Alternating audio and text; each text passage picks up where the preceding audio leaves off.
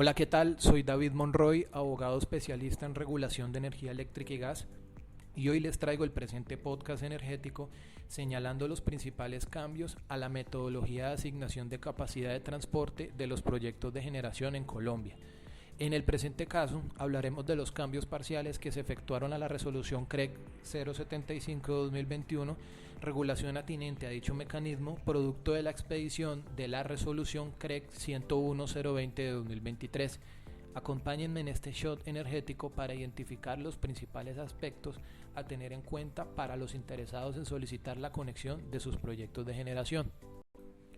El primer aspecto es relacionado a la presentación de curva S, garantías y documentación asociada para el proyecto.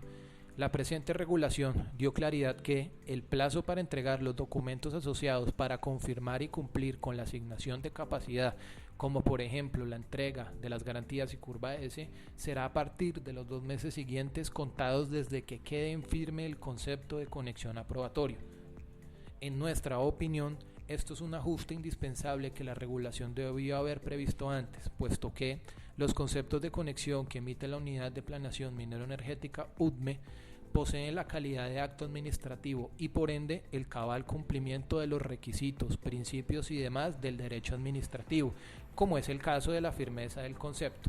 Esto se menciona en virtud que, con lo que disponía anteriormente la resolución CREC 075/2021, era que los 2 meses calendario se contaban desde la emisión del concepto de conexión, factor que para el derecho administrativo es cerrado y sujeto de ser viciado al carecer de firmeza del mismo. En segundo lugar, mencionaremos lo asociado a la liberación de capacidad. La presente resolución adicionó que los proyectos clase 1 que no hayan entrado en operación en la fecha aprobada por la UDME, es decir, la fecha de puesta en operación, y su avance de ejecución no supere el 60%, su capacidad de transporte será liberada.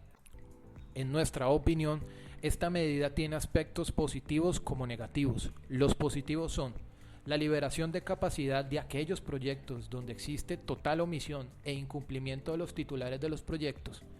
Y lo negativo es que aquellos proyectos con asignación de capacidad que por factores ajenos a su voluntad, como por ejemplo obtención de permisos y licenciamientos ambientales o asuntos de fuerza mayor, impidan entrar en la fecha de puesta de operación y o lograr la ejecución del 60 o más por ciento de su proyecto.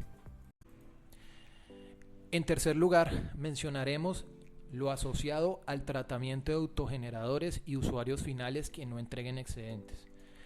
Los autogeneradores y usuarios finales que no entreguen excedentes al sistema podrán ser evaluados y emitidos sus correspondientes conceptos de conexión en tiempos diferentes a los proyectos que sí entreguen excedentes al sistema.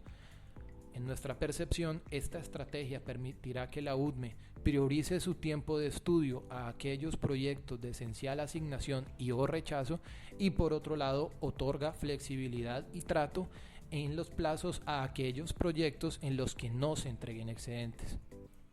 En cuarto lugar, vemos que la presente resolución señala de los profesionales que podrán efectuar los estudios y diseños de los proyectos.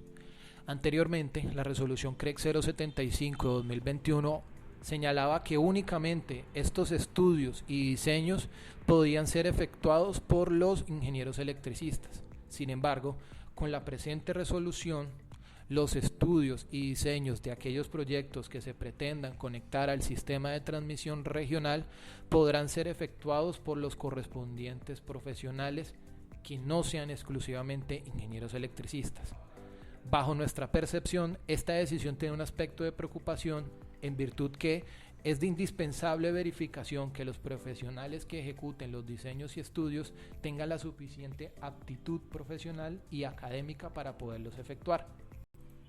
En quinto lugar, en cuanto a los proyectos que hayan perdido su capacidad asignada, la presente resolución eliminó la restricción que impedía a los titulares de los proyectos que perdieron su capacidad asignada por la UDME esperar hasta 12 meses para volver a solicitar la conexión del proyecto que perdió dicha asignación.